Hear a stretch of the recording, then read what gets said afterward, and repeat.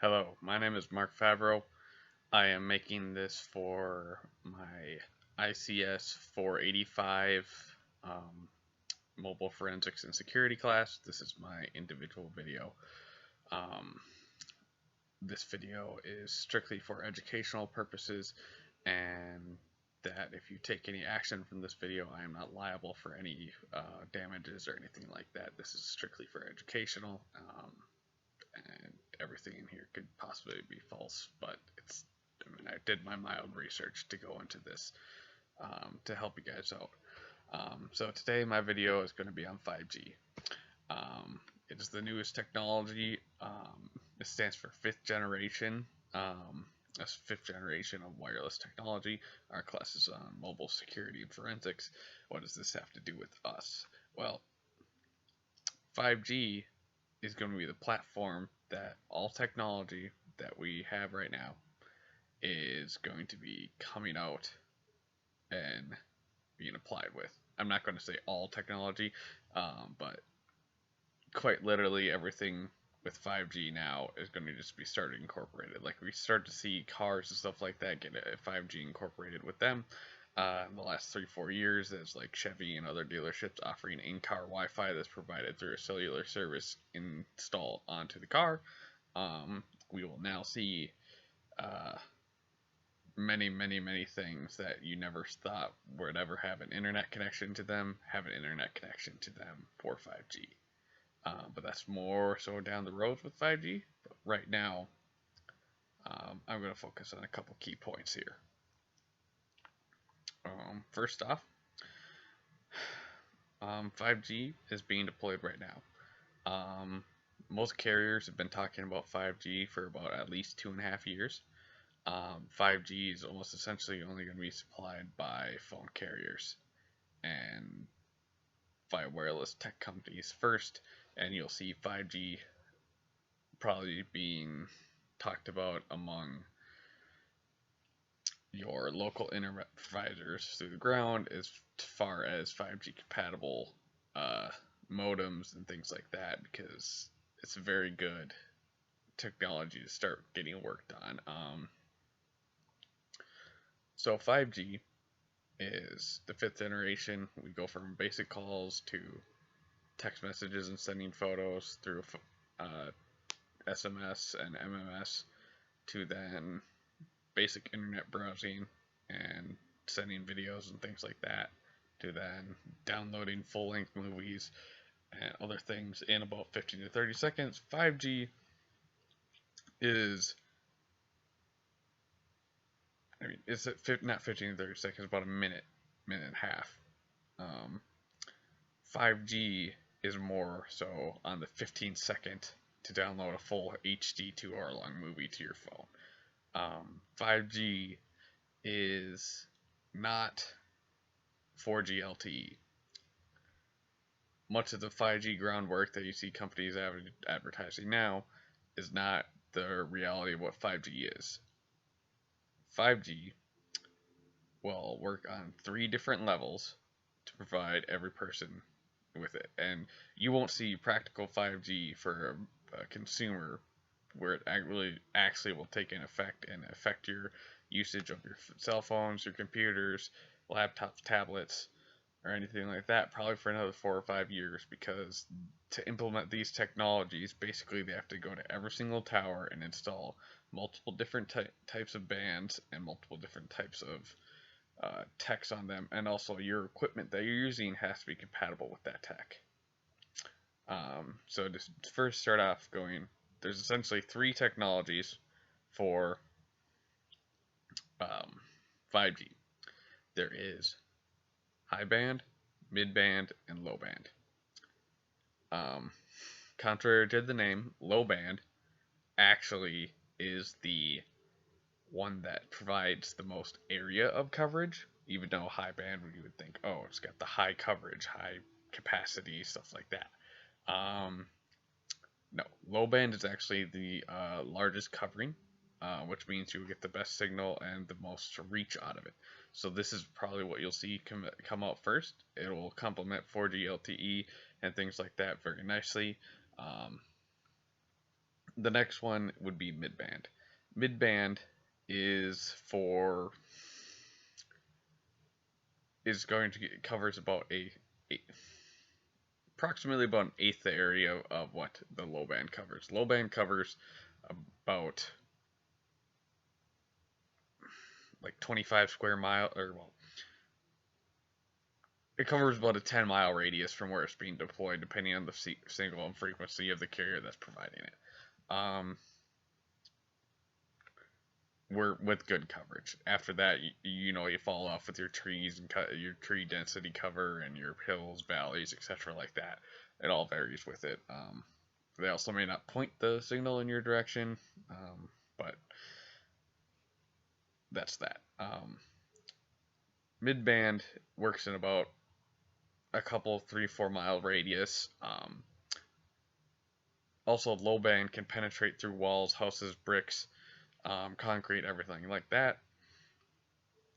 It is not hazardous to your health. None of 5G is. It's basically using somewhat similar technology to what we are using right now for 4G LTE, 4G, and then going back to 3G.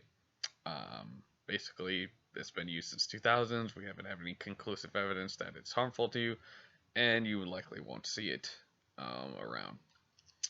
And then midband tech. Midband tech is going to be a increased capacity, so as far as capacity as bandwidth of the network. So the network is going to be increased speeds. The thing with the low band is not so much as an increase in speed. I mean, for some people it will be an increase of speed where you have older outdated 4G LTE that they never really updated at the end of the 4G LTE life cycle. So now that you'll be 5G is the first thing there. Some people see improved in quality of service and things like that, which is getting the low band 5G service. Midbands where the internet speeds and your capacities and things like that really improve. Midband can penetrate through windows and walls, windows, not so much bricks and hard construction surfaces, as well as the low band does. So as you get further out, it does less penetration. So midband is more so your first step in the drastically improved internet speeds. Midband tech, you probably will be able to get 150 to 500 megabyte download speeds depending on the sources of tech that are going to the tower and the device you have and everything like that.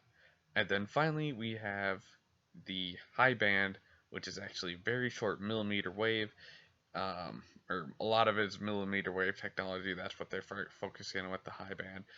Millimeter wave technology literally cannot penetrate through glass. So unless you are standing outside or the device that is producing the signal is indoors, you can't be on the receiving end of it. But the thing is millimeter wave is kind of meant for those very specific scenarios. Millimeter wave will be deployed in places like Times Square, inside a Mall of America, outside of the Mall of America, at like the State Fair, US Bank Stadium, Nicollet Park, all the places where you can get a whole bunch of people in a dense area, and they ridiculously need that congestion release. That's what the midband is for, or the high band millimeter wave tech is for. High band millimeter wave technology oftentimes doesn't penetrate like literally any hard surface out there. Like if you have your phone in your pocket and you're only relying on millimeter wave technology, it might not penetrate through like your jeans. A little exaggeration, but nonetheless, it might not penetrate through it. Millimeter tech is your gig plus speeds. They are the speeds that you honestly won't see devices being able to get millimeter wave speeds unless they're expensive devices, or strictly dedicated to getting that signal for best performance of the product. And likewise, that gets me to another point. 5G tech, because it's the newest tech, is kind of expensive. You have device carriers now like LG, Samsung, Motorola, OnePlus, Huawei, all coming out with their 5G devices, and for the most part, they're $200 more expensive than their equivalent same model. Um, the reason for that is they do require some different pieces of hardware other than the standard 4G LTE model, and those pieces of hardware are newer pieces of tech and have to be very specifically made for that phone for whatever carrier is making it, because those carriers right now aren't standardizing the equipment. Like a 5G device from Verizon will not be able to pick up the 5G signals on a T-Mobile, Sprint, or AT&T network, because the FCC, from what I've seen, does not require any standardization among the 5G bands right now, like they do of the 4G LTE bands and things like that. Um, so that's where you're seeing that these devices are getting a little bit more expensive. Plus, they also need the processing power to handle these 5G speeds and abilities. More so with the millimeter wave technology, um, some care, and also with that, like even to take advantage of some of these basic download speeds, your $200-300 um, cheapo kid's first smartphone device won't be able to really take advantage of this 5G because those devices don't have a processor fast enough to even get up to like 100 megabyte download speeds. What they'll really benefit is from the low band and the mid band 5G signals, where it just where those signals are relieving the congestion by taking on the traffic from those more high end devices that are basically sucking the internet down. That is like probably, I'd say, the number one problem of the four major carriers we have right now is the congestion on their networks. Um, and essentially, with 5G, because now you have much faster data inputs, you can now create more um, create better security systems and also more harmful attacks out there, because they are happening in faster, more real-time speeds than ever before. Um, Things that are on the theory for 5G, Amazon's drone deployment system could drastically benefit from a much more fully implemented 5G system where they can go from keep them tracking in like a seamless network on a dedicated path, so they are actively going to a location, dropping off a package, and then coming back on a pre-designed route by like an artificial intelligence powered computer in as fast as that overpowered computer can communicate to the drone through the 2 and 3 gigabyte download speed uh, drone in real time based on what's affecting the drone, whether it be rain, wind, etc. They could essentially self-navigate and correct course if there's a gust of wind or something like that, in real time from artificial intelligence or something like that on 5G. Also, self-driving cars can now um, become more of a reality because they can communicate to each other. So if you have entire networks of self-driving cars, they can say, "Hey, I'm 40 feet in front of you. I'm 30 feet behind you. Lay off your brigade or speed up a little bit so I have more distance, or I need to slow down." Things like that will happen and become more popular. You also see a rise of Internet of Things devices. I mean, we have our smart speakers, we have our TVs, we have our watches, we have um,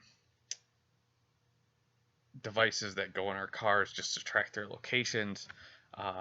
You'll probably see things a little bit beyond like a microchip, like you get your dog like chipped or whatever. We'll probably see things like that, get attachments for people's dogs' collars or harnesses or something like that, where in real time, you can keep track of the location of your dog and get it from a moment's notice without ever losing that dog. Obviously, if like their collar or something like that comes off, different story. But those are some benefits that you can see from 5G, but also in real time, it's giving a hacker possible positions where you're at. Um, the one benefit of the 5G is that because it's a higher speed data connection, you can afford to encrypt files and make things more secure and and have them be more dense data for transport to make it less hackable and things like that. Um, you'll also, well, probably see more cyber crimes committed as far as trying to hack into more secure systems because it can transfer more data and execute things more effectively than they were able to before.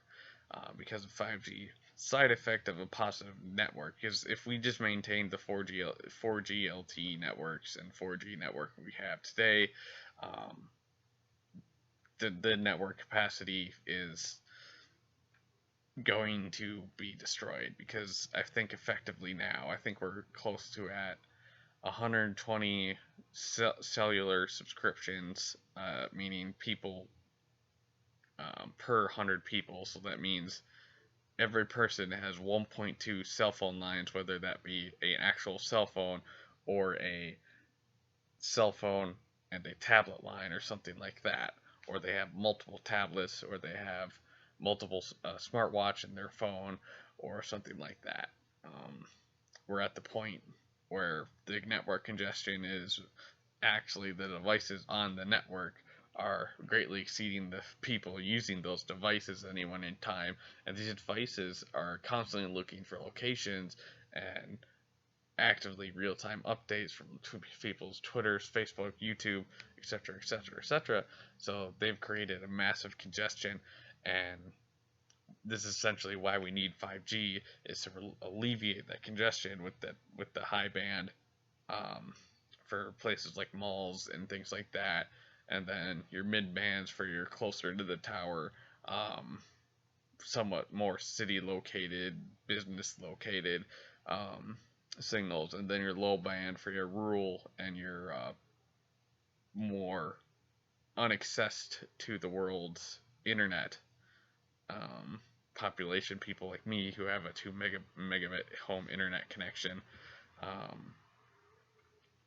Kind of will really benefit as we might be able to get a self or internet home broadband internet connection through a cell tower now, instead of having to rely on a hotspot device or our home's broadband connection, which is 2 megabyte connection with like 100 millisecond latency or something like that. Last time I checked, which is pretty awful. And essentially, with 5G, there's a whole bunch of new possibilities, and 5G is going to be around for the next 10 years. Like, when you think about 4G and 3G, they're both 10 years apiece. The difference between 3G to 4G, ridiculous. The difference between 4G and 5G right now, not that much, because, like, it's in the baby steps. You probably won't see full device carriers like iPhone, for example, or Apple probably won't have their first 5G device available for another 2 years. I think, is from what I've seen and heard from people, because they want to be able to implement it correctly and do it the right way, or the Apple way, I guess. Yeah, that's essentially all I have to have on 5G. Is that it's going to be the newest tech. It's going to change the game. The next 10 years, we'll probably see more growth out of Internet of Things and cell phone technology and home internet usage and things like that than ever before. Um, yeah. Thanks for watching. I'm Mark Favreau, and this was my presentation for 485. Thank you for watching.